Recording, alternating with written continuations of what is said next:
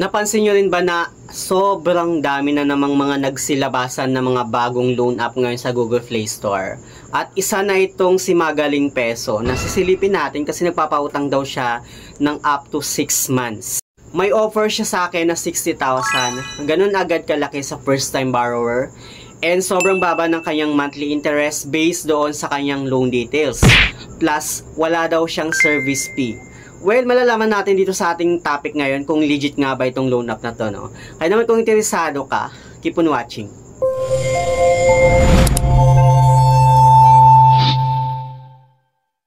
Hello guys, it's Ciel Mariano and welcome back to my YouTube channel.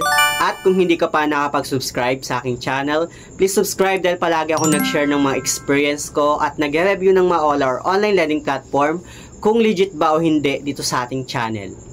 So, meron na namang bagong loan app sa Google Play Store. Actually, parami na naman ng parami yung mga bagong loan app na nagsisilabasan ngayon sa Google Play Store. And hindi ko alam kung mga bagong loan app ba sila or nag-change lang ng kanilang pangalan. Katulad nitong si Pesomate na dating si Loan Tayo. Pero ang pag-uusapan natin ngayon ay ito ngang si Magaling Peso. Pass Online Loan. Available siya sa Google Play Store. Bali, ang pangalan ng kanyang company ay DSNC Lending Investor Incorporation. Dito, meron na siyang 4.8 na stars, 319 na reviews, at 5,000 na downloads. Dinownload ko nga itong loan app na to at inopen yung kanyang app. Dito sa kanyang dashboard, makikita natin yung maximum loan amount na pwede nating mahiram, which is 60,000. And yung loan term nga daw niya is 180 days. Interest rate niya is 0.05% per day.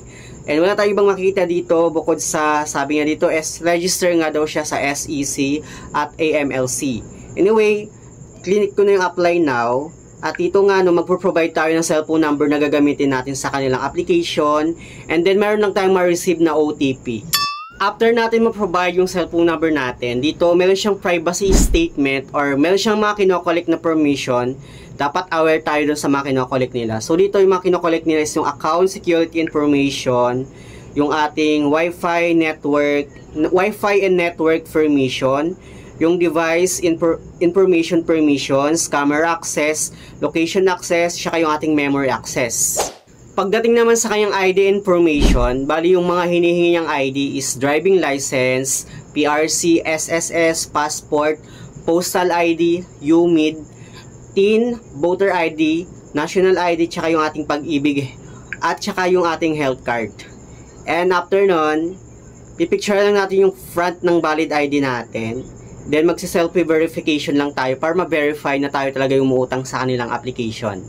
Magpi-fill up na rin tayo ng ating basic information. Pipill upan natin dito is yung ating education, marital state, number of credit cards, email, gender, residential address, address details, loan purpose, alternative mobile number optional, Facebook account optional din, tsaka yung Viber account naman is optional lang din.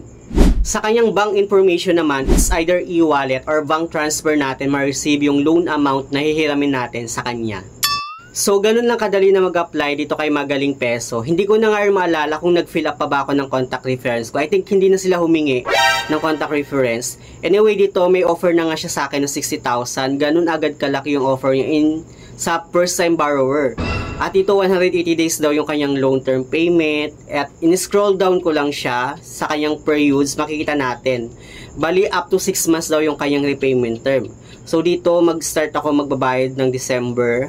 Bali 10,900 yung babayaran ko. And then January 2026, same lang yung amount na babayaran. February, March, April hanggang May. Hanggang May yung kanyang long term payment, no. If ever na i-grab ko yung offer niya na 60,000. So kinonfirm ko siya, pero hindi ako na-approve. Na-deny ako sa kanya. At kung sakali naman na-approve ako, ika-calculate natin na yung total na babayaran natin sa kanya. So, 10,900 times 6 months. So, 65,400 yung total niya. So, it means, ang tubo lang nila doon is 5,400. Para sa akin guys, no, scam or malaking scam yung kanyang loan details. Kasi alam ko yung mga ganitong galawan ng mga OLA. So, if ever man na-approve ka, I'm sure doon mo lang malalaman kung magkano talaga yung offer sa'yo at kung magkano yung loan amount na ma-receive mo lang kasi makikita mo na doon yung kanyang pinaka-loan details. So far kasi na-reject ako kaya hindi natin masisilip. Huwag muna kayong basta-bastang nag-a-apply sa mga ganitong loan app. Better na manood muna kayo ng mga reviews niya para maging aware tayo kung okay ba siyang utangan. But for me guys, no, itong loan app na pinag-uusapan natin ngayon, hindi po siya legit, malaki pong scam yung kanyang loan details. So yun lang naman yung gusto kong i-share about dito kay Magaling Peso. Isa na naman siyang fly-by-night na ola. Anyway, sana meron kang natutunan dito sa ating panibagong topic ngayon. Sa mga hindi pa pala nakapag-subscribe sa aking YouTube channel, please don't forget to like, share, and subscribe. Click the notification bell para lagi kang updated sa aking mga susunod na video. Thank you guys, thank you for watching, and see you on the next video. Bye!